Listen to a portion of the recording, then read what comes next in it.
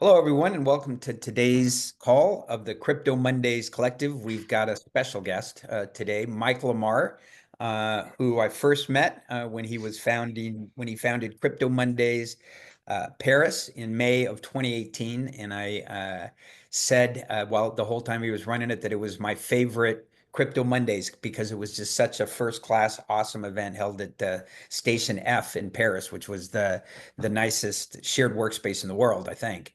And anyways, Michael crushed it and it grew and grew until it became Paris Blockchain Week. And we're a couple weeks away from the sixth edition. I say Paris Blockchain Week is one of the three great crypto events in the world, along with Token 2049 in Dubai and ETH Denver, which just finished and was awesome. I'll let Michael talk about it. But, for me, um, it's the best because not only is it by a wide margin the most first class event in all of crypto. It's the Paris French ecosystem is so amazing that a lot of leading companies from the ecosystem come and talk about not only what they're thinking about building or built, but how they're really innovating using Web3 technology. So I always learn a ton and have an awesome time. And with that, I will turn it over to and that's just one of many things that Michael does, including starting Raise Summit, which is a whole AI summit, and this year Agent X, which is a whole summit, a whole conference the day before Paris Blockchain Week on AI agents. And with that, I'll turn it over to my friend Michael Amar. Michael? Hey, Lou, thanks for inviting me and for friendship over these years, and you're attending and emceeing most of our events, I think, since 2019. Hi, everyone. So first I can start by giving you an updated agenda of the conference and the week, actually. It's going to be pretty intense. So overall, we are attending over 11,000 attendees this year. 15-20% more than last year. It's doing like super well in terms of traction. So we start the week by doing the weekend hackathon with Solana and Ripple hackathon. On Monday, we have our first Bitcoin Investor Day, and we do it's another wink to the market. We do it in the former French stock market. It's a very nice building. So we have Adam backing it up. And that's where you used to do Paris Blockchain Week, right? We had it back in 2022, correct. It's an epic old building. Yeah, so there'll be a lot of talks about, Bitcoin Reserve, ETFs, Bitcoin for corporations. We're partnering with the Bitcoin Corp guys and the Bitcoin Amsterdam guys. So there's going to be 1,000 plus attendees on April 7th. Then Tuesday, Wednesday, and Thursday, so 8, 9, and 10 of April, this is the main conference. There's like 4 tracks, and one is obviously regulation, such a big topic. Now, one is Bitcoin, the other one is decentralized AI, and there's a more tech track. Obviously, then you have sub-tracks with DeFi and DePIN, RWAs. And we're running a lot of side events, one for RWA, and one for DePIN that are very specific events with 10-15 speakers each time, just dedicated to that topic. We also do a VIP dinner under the Pyramid of the Louvre. I think I can brag that it's the best crypto dinner in the world. You can actually date Mona Lisa. I can confirm that. And it's the 500 VIPs of the industry that gather under the pyramid. On a Thursday, we have the largest startup competition in the world, not only crypto, but all tech. We offer over $10 million in prize for the startups that applied. Actually, we're announcing the top 100 today online. And it's basically foundations, so non-dilutive capital, VCs or cloud providers that will give those millions to 10 of the top winners. And we have a lot of traction. Last year was Team Draper to give the ultimate prize, and we have another surprise for this year. We actually have an Agent X. So actually, there's a lot of demand. So we're bringing the AI Agent conference inside one new hall in the conference on the Thursday. It's called the Agent X Summit. We have co-founder of Virtuals coming, co-founder of Eliza coming, and some of the big crypto guys like Crypto.com and eToro are actually working a lot on the agents. So it's going to be interesting to talk about the collision between those two worlds. So that's the quick overview. Obviously, there will be hundreds of side events all around the week. So there's, if you're interested in the space, you're 100% sure to find something that will suit your need. That's awesome. Michael, can you talk about how the event has evolved over the years? Sure. We're starting off, 1,700 people in 2019. And first, I can go back to the reason why we launched Price Blockchain Week. So actually, it was back in 2017, 2018. I had an accelerator at Station F, and I was trying to, do partnership for my startups with some of the largest players in the US and Asia. But kind of everybody was making fun of me. Like Europe was nowhere on the map, Paris even less. And I like to tell that, most people were telling me that Paris was great for food and women, but not for crypto.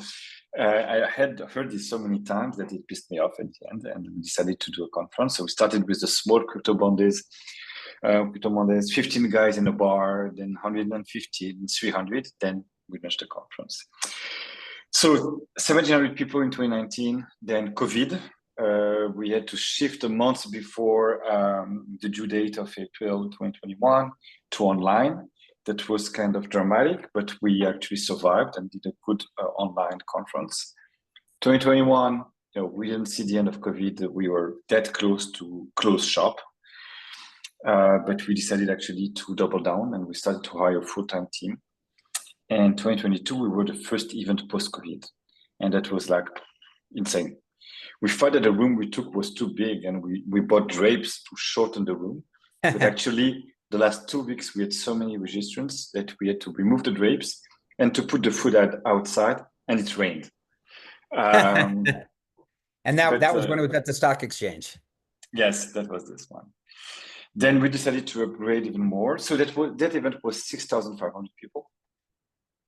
Then we moved to the Louvre. Our fabric or savoir-faire is really a differentiation is also because we're very premium, right? So we want to be in the best place and with the best people, and we're very international. I think we're the most international conference with over 80% non-local. I also described it as the by a wide margin the best dressed crowd in crypto. Gotta say, you see more suits, but it's not just because it's Paris, it's because also we have a lot of corporates and institutions. We wanted from the beginning to help for mass adoption.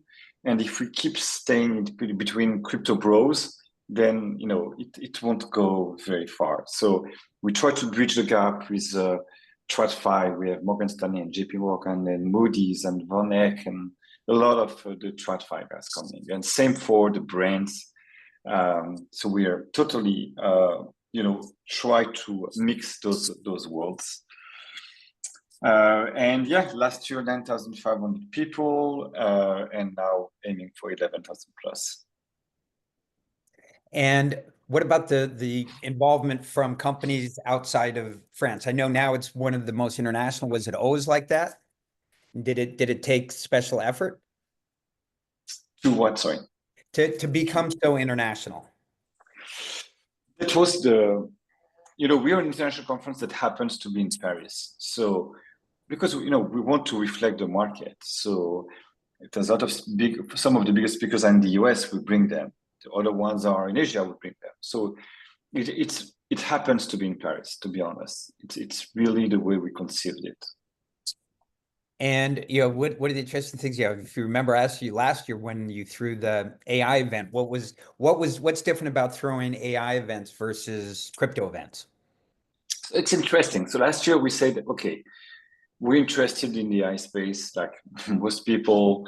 Can we use the Price Blockchain playbook, Premium International, to duplicate and say, okay, let's do a testing, and let's do testing around the day before Price Blockchain Week. And we thought that with the overlap, and we're bringing a lot of CTOs and CIOs, and they would be looking at AI. So we thought it was easy to grab the traffic from one conference to the other. And actually, it was small. It was 1,600 people. But we smashed it. It was amazing. There was the founder of Grok, the founder of Perplexity. There was Shamat Rapatia there. We just had an amazing time, and people really loved the conference. So it's why we decided to actually spin it off this year totally. And in July, also in the Louvre, we can have the second edition of the race event, but targeting over 6,000 people. And what is interesting, so and aiming that I think that next year with the traction we have, it can be as big as Paris Blockchain Week, which is crazy. It would have taken only 3 editions against the 6 editions. And what's interesting is that at some point the two worlds were not talking to them. You know, AI thought, oh, crypto, no, it stinks, kind of. It's not, no, we are the legit guys, etc. Right? But then they're having some time to find the POCs, and they see that the velocity in crypto is amazing. So now you have a lot of AI companies looking at crypto for the use cases. So that's funny. And same thing, we thought that people in crypto that were looking in AI is just to increase valuation or for the buzz and the marketing.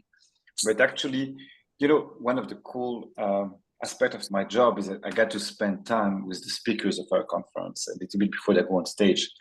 And when you talk to Jamia there or to Eric Anziani, and they tell you they spend over 20% of their time on AI themselves, you say, okay, they're not joking about it. It's not just a marketing gimmick. And it's interesting to see this mix. And actually, our Agent X Summit is kind of the brainchild of the two events. Interesting. And I know also that you not only are optimizing for the event itself, but you want people to bring over their spouses or and you actually program for them as well.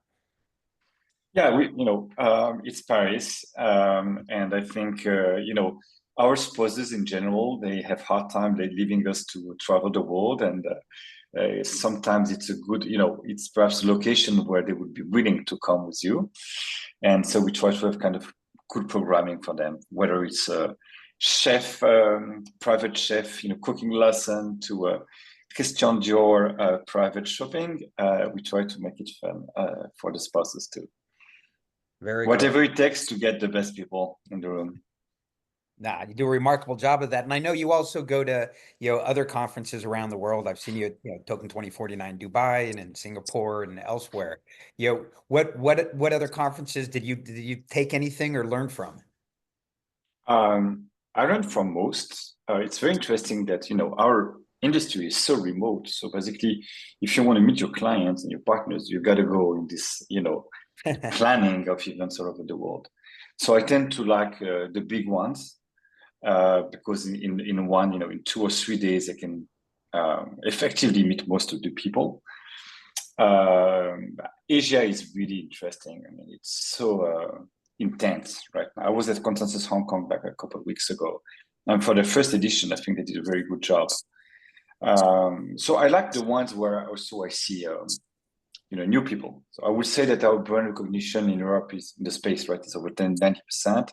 In the US, it should be 80 plus. In Asia, it's way lower. So going to these conferences, evangelizing, testing markets, we just decided to hire a partnership person in Asia. So that helps also to customize the event for everybody's needs. Very cool. I saw that Peg Samuels said that she went and loved it. Peg, you want to open up and just say what about kind of the event did you like and why you would recommend it to folks? Coming. I like that. The co-work space. I've been there before, but not for Paris Blockchain Week. I went to the Louvre and it was just so nice. And I ran into people from all over the world that I already knew. You're And saying Station F. well, Station F, yeah. I've been to Station F before, but not for Blockchain Week. I was for like a different like event back. I've been to Paris a lot, which I love, by the way. I was almost thinking I want to be one of those wives that gets to go shopping instead of attending the event. But the Louvre, I really like. I like the location. I like, even for me, I like come the day before and like go look at the Louvre in general. And then the events there is so posh and nice, and it's in a good area that also the French don't mind speaking English instead of further out where they get mad at us. Justifiably, I think, because we don't speak any other languages. But I thought it was really good quality in terms of speakers and setup. And it was really fun to run into like people I knew from everywhere. And it was just really, really well run, you know, and that's important. So you can focus on the energy there. And then of course, every place does side events, and we went to a few that were just gorgeous too with that. But I'd love to come to that dinner. Sounds great. It is Yes. spectacular. Thanks, Peg. And who Yeah. else? Oh, it's been Josh. I know we hung out one year. Hey, bonjour. Certainly. Yeah, Michael, nice to see you. I Hello. see Andy. Great. Yeah, actually, I was in Paris last year. I mentioned Crypto Mondays as well as Paris Blockchain Week at UNESCO for Digital Learning Week when we did the first crypto transactions at UNESCO. That was a great event. You know, being, say, one of the most successful Crypto Mondays chapter founders, by certain metrics and measures, what advice would you give for different Crypto Mondays hosts around trying to build up their own brand and also their local community? Wow, that's Great a question. tough one. It's a good question. I would think it was interesting because I remember that Lou had imposed some rules at the very beginning of Crypto Mondays, and you had to be 3 minimum. One had to be a female, and I try to remember the criteria. And I was like, how can I find a woman in the space? Back then. So I think the core team, it should be 3 or 4. It's hard to do it as a solo, and it should be covering kind of the space. So, for example, you have a Web3 guy, you have a Bitcoin guy, you have I don't know, a DeFi guy, and they all know these other communities, because now it's the space is much bigger than when we started like Crypto Mondays Paris in 2018, right? So I think you need to cover all communities and to make it as large as possible and to be representative. So that's one thing. So find the right partners to do it. And also the good tip is that you can, sometimes it involves cost and you don't want to make people to pay and it's a mess. So what we found out to be pretty effective was to do it as partners. For example, we're at Price Waterhouse. You want to go that way? Okay. Whoops, sorry. Hello? No, Yeah. I just had to mute somebody. So, for example, one year we saw PwC to being very vocal about regulation, and we asked them, "Hey, can we run the Crypto Mondays at your office about regulation?" So basically, you can use other partners that needs also the visibility and the attendees and leverage their space and their own audience also. So it allows you to grow and piggyback on them. So that's perhaps a good advice too. Great. So I think, calling partners and seeking partners, both in the sense of different areas that people are interested in and good at, as well as those partners that would be like what we would generally call sponsors, but partners within developing the community locally. Thanks, man. And I look forward to seeing you again. Paris Blockchain Week is, I'd say, one of the best by far. Thank you. Thanks, Josh. Cool. If anybody else has questions, you can raise your hand. But of the folks that are coming this year, obviously you're excited about everybody. Is there anybody who's new who you're particularly excited about? Yeah, the new people, right? It's the first time that we have Charles Hoskinson coming, or that we have Lily Du coming. I'm sorry. Who's I didn't hear either of them. Charles Hoskinson. Oh, Charles Hoskins. Yep. Yeah, and He's got a big following. Yeah, and the Solana president, Lily Du. So I would say now we have almost all the top 10 crypto exchange founders that are going to be here, and same thing for the blockchains, CEOs of founders. So that's it's great because they are making the industry when you think about it, and they are the doors. And obviously we have people from TradFi coming, and we have some celebrities that we've not announced yet that are cool to meet. Last year I saw my idol from back in the days and French soccer star. So there will be a lot of celebrities coming too. Yeah, I forgot what was his name. That was the guy who spoke last. So that one was Kingsley Coman. Ah. He's still at Bayern Munich, world champion, etc. But the other one I was talking about is Basil Boli. That's back in the days, '93 Okay. Euro Cup. Yeah, the place was packed for Kingsley when he spoke last year.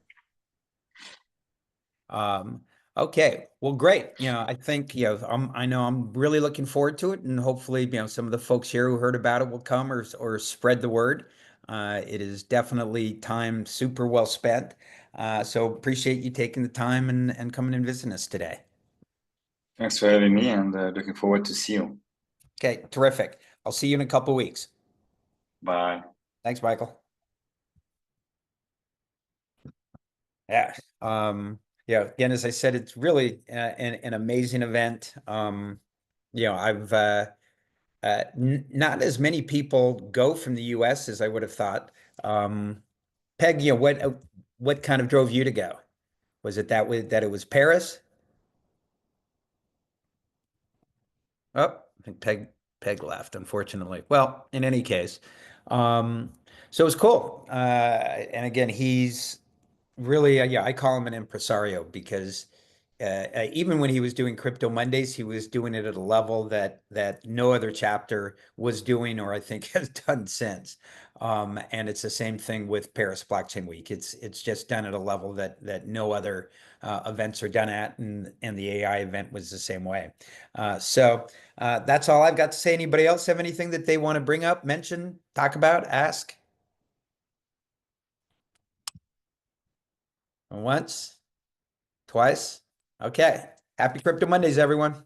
Thank you.